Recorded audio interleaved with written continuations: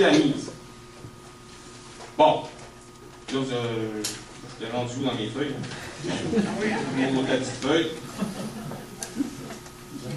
Bon, on va y aller avec des solutions, puis après ça, je vous laisserai la parole, on va dire que j'ai assez radoté. Parce que souvent, les gens disent, ouais, au Québécois, vous identifiez beaucoup de problèmes et tout ça, mais on aimerait ça que vous apportiez plus de solutions. Tout ça. Bon, là, je vous en ai dit quelques-unes de s'organiser pour être plus sérieux et tout ça. Mais il faut surtout comprendre que de l'autre côté, pendant qu'ils nous ont envoyé le plan B, qui ont avec l'espèce de déséquilibre fiscal qu'ils disent qu'ils ont réglé mais qui n'est pas réglé, ils ont rendu notre État exemple.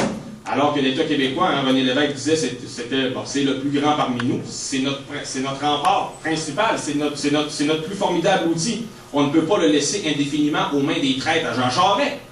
À un moment donné, il va falloir reprendre notre arme principale pour l'utiliser afin de nous faire avancer d'un pas sûr et certain vers un avenir meilleur. Aussi, pourquoi ça va être important de tasser ces gens-là du pouvoir puis le plus rapidement possible?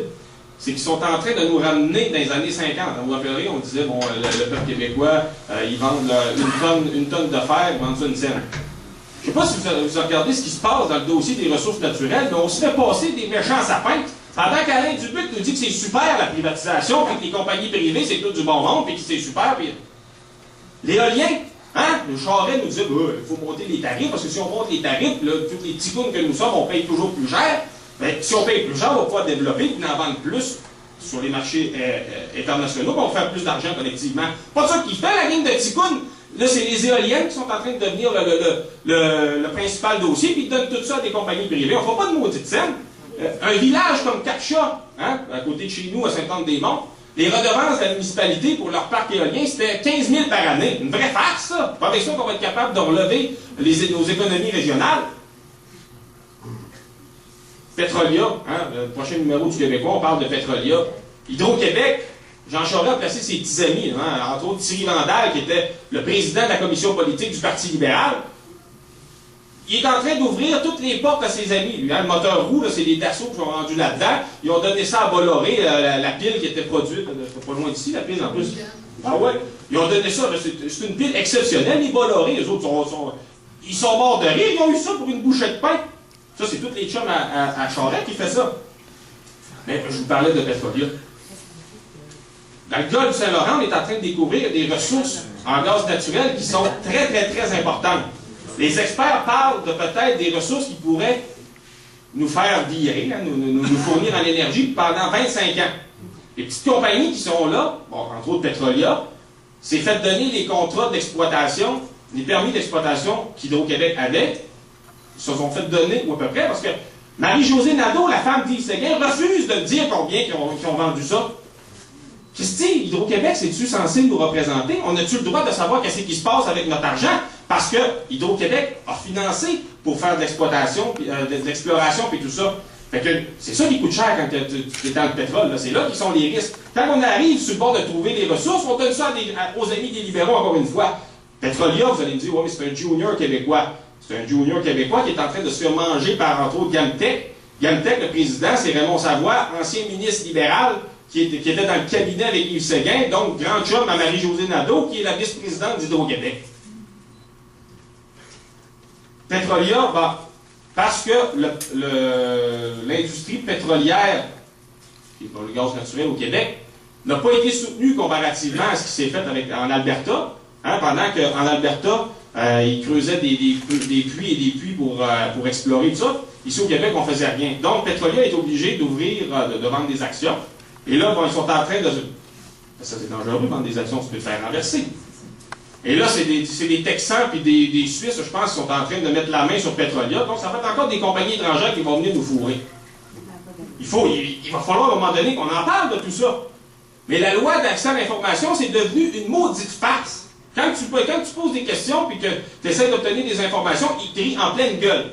L'entente secrète avec Radio-Canada, si j'ai été capable de finir par obtenir un début de quelque chose comme réponse, c'est parce que je l'ai gueulé à l'émission de Christiane Charest, je l'ai profité, j'ai dit là, ils vont m'écouter, maudit. Mais ils m'ont rien donné l'entente de principe. Ils dissimulent toujours le contrat. Ils m'ont chargé 350 $ parce qu'il disait qu'il avait perdu le document. Il dit, me prenez-vous pour un débile? Il dit, une société d'État avec un empire, vous me faites à quoi? Vous avez perdu le document. Oh oui, on a perdu le document. Mais si vous voulez qu'on cherche, ça va coûter 350 $. Mais si on cherche, il faut que vous sachiez que ça ne veut pas dire qu'on trouve. 350 $. Fait que là, moi, je l'ai payé, il me maudit 350 $. Mais là, il ne me répondait plus, les maudits. C'est là que je l'ai dit à Christiane Jarrette. Hein, j'ai dit là, ça va mettre un peu de pression. Comme de fait, j'évalue que pour que ça parte d'Ottawa, se rende à Saint-Anne-des-Monts, ils l'ont posté quasiment tout de suite après l'émission. J'ai eu l'entente de principe. Au moins ça. Mais dans l'entente de principe, c'est pas ça qu'on veut. Nous, on veut savoir exactement, c'est le contrat, parce qu'il y a des structures qui ont été créées entre les deux, entre les bureaux de Radio-Canada puis la presse. Il y a une structure, puis il y a des gens qui travaillent. C'est qui? C'est l'argent et tout ça. Bon. On veut savoir ça. Autre affaire, autre preuve, hein, je finis là-dessus. Autre preuve que la loi d'accès à l'information est devenue une maudite farce. Je vous parlais d'Hubert T. Lacroix tantôt, hein, qui est Radio-Canada, puis on en parle dans le prochain numéro du Québécois. Lui, il était recruté, bon, c'est un ami des conservateurs, hein, il donnait de l'argent aux conservateurs, puis il a donné, me semble, c'est personnellement 8 000 $ aux libéraux de Jean Charest depuis 2000. Bon, ça c'est le boss de Radio-Canada, mais les médias sont neutres et objectifs. Et lui, il a été recruté par une firme qui s'appelle Egon Zehnder International. Il faut quelque chose comme ça, c'est un nom à toucher droit. Et c'est Tom Long qui était le responsable du dossier. Tom Long, c'est un ancien candidat à la chefferie de l'Alliance canadienne que Stephen Harper a appuyé. Donc, tous ces gens-là se connaissent. Fait que là, moi, je me disais, là, on est encore une fois le démon de la farce. Comment ça se fait que le Patrimoine Canada a engagé une firme de chasseurs de tête pour trouver quelqu'un que c'est déjà un ami des conservateurs? Et c'est de la recette. On a encore perdu notre argent pour là-dedans. Fait que j'ai fait une demande d'accès à l'information pour savoir combien il nous en avait coûté. Et là, j'ai eu une lettre. On a perdu la facture. On a perdu la facture! Juste parce que là, il vient de rentrer au mois de janvier. Mais là, eux autres sont encore bien plus crasses que Radio-Canada, parce que chez Patrimoine Canada, ils ne proposent même pas de chercher pour 350 $. On ne cherche pas, là, arrête de nous tanner. Fait que, on est dans un système, hein, on se tape souvent, là, on vit dans une grande démocratie occidentale, puis c'est un vernis démocratique. Derrière ce vernis-là, il y a des institutions qui mentent, qui trompent, qui manipulent. Le citoyen n'a jamais l'essentiel de l'information dont il aurait besoin pour être capable de faire des choix éclairés. On dissimule ces informations-là pour être capable de, je reviens à la professionnalisation de notre mouvement, si on veut être capable de faire pression pour qu'il lâche un peu de pression puis qu'on soit capable d'obtenir un peu plus d'informations, il va falloir qu'on pousse en motadine. Les dossiers comme Radio-Canada, c'est 1 an de travail ou à peu près, là. Et il va falloir à un moment donné que, dans le mouvement indépendantiste, on mette sur pied un véritable comité de renseignement, un véritable comité d'enquête qui va faire en sorte qu'on va leur rentrer la lame d'un... Là, c'est une métaphore, là. La lame d'un coup, puis on va tourner, puis on va leur faire mal.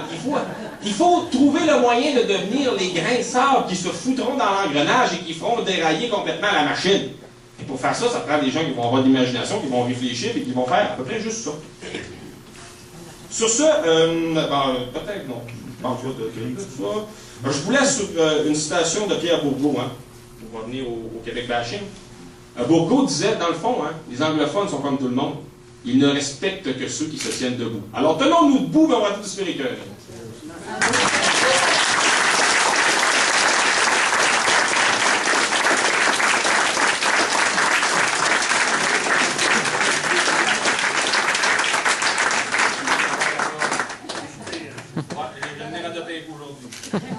Alors, s'il y en a qui veulent poser des questions ou faire des commentaires, libre à vous. Donc, c'est juste signifier. Allez-y. Je suis bien content d'assister à la réunion ce soir. Et permettez que je vous révèle quelque chose que personne ici ne se rappelle. C'était en 1945.